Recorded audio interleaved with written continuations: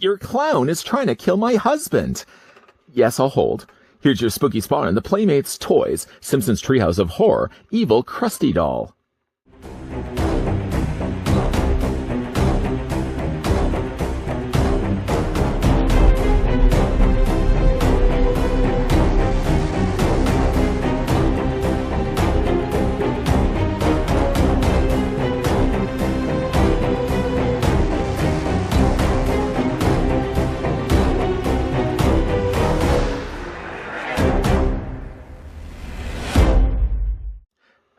From the classic Treehouse of Horror episode of The Simpsons comes the evil Krusty the Clown doll. Standing 14 inches tall, the Krusty doll has two sides, one good, one evil. Pull Krusty's string to hear him say 5 friendly phrases, or 5 evil phrases. Use the switch on the back to determine what mood he's in. Features a rotocast head and plush body. Packaged in a window box, requires 3 AAA batteries.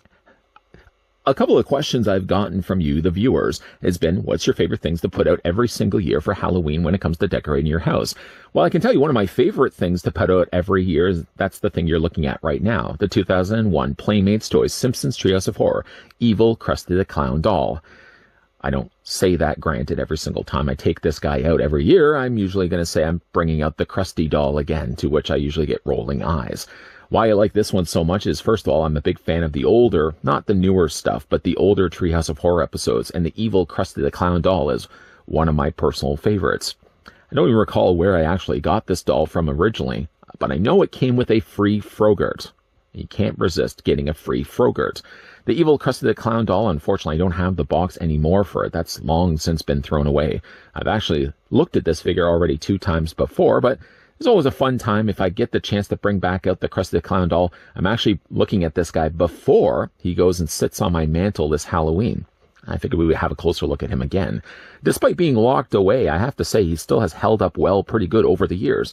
In fact, the only thing that's really noticeable about him that kind of would give a telltale sign that maybe he's a little bit more used is the fact that his eyeballs, I'm just going to pick up the doll right now, his eyeballs, you can see have, unfortunately, a few little scratches and stuff that are on him. I don't really have this guy in a box anymore. I usually just put him in a tote with the rest of my Halloween decorations, and it's probably one of the reasons why, unfortunately, he does have a few little scratches and stuff on his plastic face.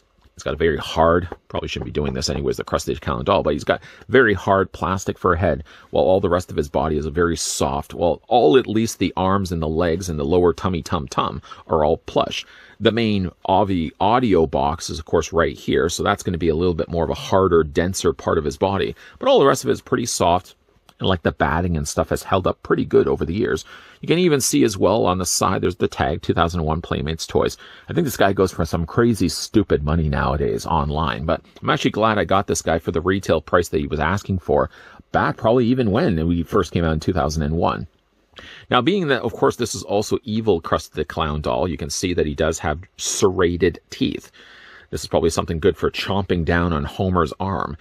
The thing that's a little the most disappointing about this figure is not necessarily really how he looks. He looks exactly the way he does from the cartoon. The thing that's disappointing about him is the audio clips, and I'm going to talk obviously extensively about that more in a moment. But other than his face looking really good and pretty classic, you can see as well they've sculpted the hair really nicely.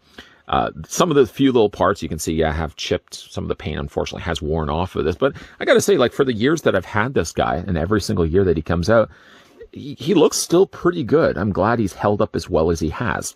The only other place that probably has maybe given away a little bit here is his bow tie. His bow tie actually is around his neck, obviously, and then he's got little collar pieces. The collar pieces, I believe, went underneath the tie, and then they would have been stitched to the side. Unfortunately, though, you can see the threading has given way over the years, and I probably could sew it down. Not that it really matters. It's not necessarily ruining the look of Krusty, but he's got his little bow tie there. Poofy little bow tie. Purple shirt. Underneath the shirt, you can see the way they've stitched the lower part of his pants to the top part of his yellow tummy. The pants have stayed pretty clean.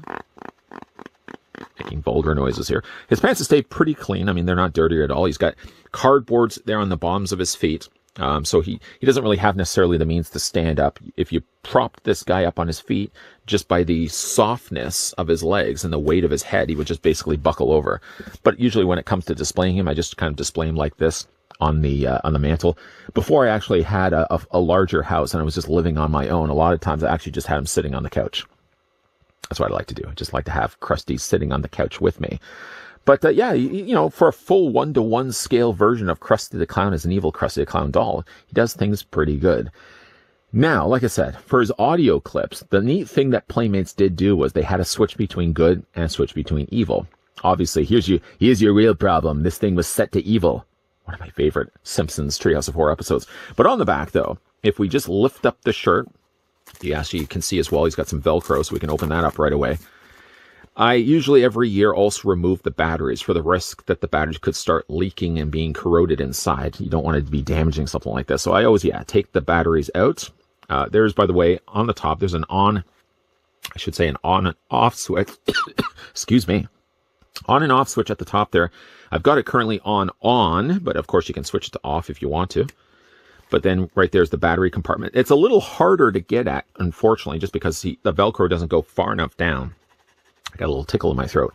The Velcro, if it had just been a little bit lower, it'd be a lot easier, of course, to gain access to the battery compartment. But as you can see, you just unscrew the top there, put in 3 AAA batteries, which I've already taken the liberty of adding. And then, of course, on the other side, what's funny is actually they got in the middle demo. So when you first got this guy inside the box, he would be set to demo. But then down below, I'm already got him set to evil. But if you want to switch him to good, demo's in the middle, and then good's at the top, and then evil's at the bottom, which I think even in the episode, the evil is on the bottom. But, like I said, when we have it switched over, demo will basically cycle through, I think, both phrases. If you want to switch it to good, then when you're pulling the draw cord, all the audio clips are going to be, of course, more of the good nature. When you switch them to evil, then that's when, obviously, Krusty the Clown is going to start speaking a little more evil phrases. The pull cord works the same way. You're just going to basically draw it like you did in the cartoon. I didn't even have to pull the cord this time. You basically just pull it, and then that will then trigger this. And the audio clips have remained crisp and clean for all the years that I've had this. Not like those old speaking dolls that after a while you can't even understand really what they're saying. Krusty the Clown is just as clear as it was the first time I bought him. Like I said, I'm going to pull the cord. It cycles through 5 of both. I'm pulling the cord, though, in good, so you can see what's going on here. I'm Krusty the Clown, and I love you very much. Oh, does it also help to see it while I'm actually pulling the cord? Yeah, of course we can do that as well. Pull the cord once again. Here you go, buddy. Coming home to you makes it all worthwhile. Hey! Coming home to you makes it all worthwhile. I'm Krusty the Clown, and I love you very much. It seems like also the audio is coming projected here from his stomach, not necessarily from the back. The thing, though, that's the most disappointing about this is when it came to really switching it to evil, Playmates unfortunately made the wrong choice, I feel, of cutting out all the crucial voices that he says, all the clips that he says from the episodes. They basically really, they really censor a lot of the phrases. Anything that has to do with basically wanting to kill Homer Simpson is gone. All of it. And you'll see in a moment, what they left behind is really more of the tamer variety. So switching again to evil, and now pulling the cord. Set your sights on disappointment. This is, again, the only thing that's a little disappointing here about evil Krusty the Clown is pulling the cord. You'll see that all of the good lines got cut, axed out of the evil Krusty doll. Here we go. You, sir, are an idiot. Come on, move it. What have you done for me lately? You, sir, are an idiot. Come on, move it. Shut your hole. You, sir, are an idiot. Come on, move it. I believe that is actually all the 5 phrases. Other than really short of just calling him an idiot, all the fun stuff about I'm Krusty the Clown and I'm going to kill you, Homer Simpson, is all gone. Now, what's funny, though, is that Playmates decided that calling someone an idiot was still fine to put inside the doll, but putting out all the things like I'm going to kill you, I guess, was inappropriate. The thing about it, though, is if it was being marketed like an evil Krusty the Clown doll, like it obviously was at the time back in 2001, all of the stuff would be things that people already would expect the doll to be able to utter and phrase. I mean, for him not to say, I'm going to kill you, Homer Simpson, seems like a missed opportunity and something that should have been included with the doll in the first place. Other than that, though, I mean, half the time I'm not even really just pulling the cord. If maybe I have friends or family over and they always say, oh, you got the Krusty the Clown doll out again. I said, yes, I do. Then I may allow them to actually just go ahead and pull the cord on the back and cycle through the phrases. But a lot of times, no, this guy is more for show than anything else. Like I said, I mean, other than just a few little nicks and little scratches there on the front of his face, the Krusty doll has actually held up really well. And I was happy to see as well that even as long as I've had it, the phrases have just been as clear as it was the first time that I bought it.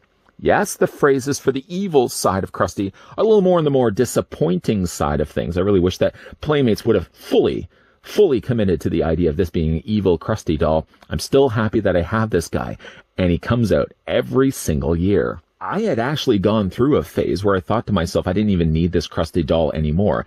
I almost considered even selling it or throwing it down a dark pit along with some guy that was throwing away nude pictures of Whoopi Goldberg. He was a fool to think that anybody would have wanted nude pictures of Whoopi Goldberg, and apparently the pit also agreed. And while maybe I wasn't going to be throwing it down a pit, I actually considered selling this guy at one point until one Halloween. I thought to myself, you know what, this guy hasn't seen the light of day for a long time, and I brought him out and I put him next to my TV. And since then, ever since then, he has come out as an annual tradition. And while he maybe doesn't necessarily he's not necessarily near a TV set, I think now usually I just put him on the mantle of my fireplace. Don't worry, the fireplace isn't actually on. But usually that's where he ends up sitting every single Halloween. And then well into November is when we start taking down our Halloween decorations, is when he goes back away into the totes to be brought out again the following year. And I'm really glad that I didn't end up selling this guy. First of all, if I had changed my mind later on, the prices that this guy goes for online, I think loose, obviously, if you guys were to buy this guy loose, he would be a lot better. But if you guys were to find this guy still sealed and inside the box, crazy, stupid money. Crazy, stupid money. But what is some of your favorite things that you guys would like to put out every single year when it comes to Halloween decorating? Is there specific things that come out every single year, or do you like to mix things up, change things around from one year to the other? Let me know down below in the comments section what are your favorite go-to items when it comes to Halloween decorating. And certainly as well, if you enjoyed this video, hit it with a like. If you're loving the content you're seeing and do want to stick around for more, because there's obviously still more of the rest, still more October to come your way. There's obviously a lot more Spottober to go along with that as well. Still got lots of videos heading your way, so make sure, yes, you're keeping your ghoulish peepers peeled to this channel. As always, thanks for watching. See you guys next time.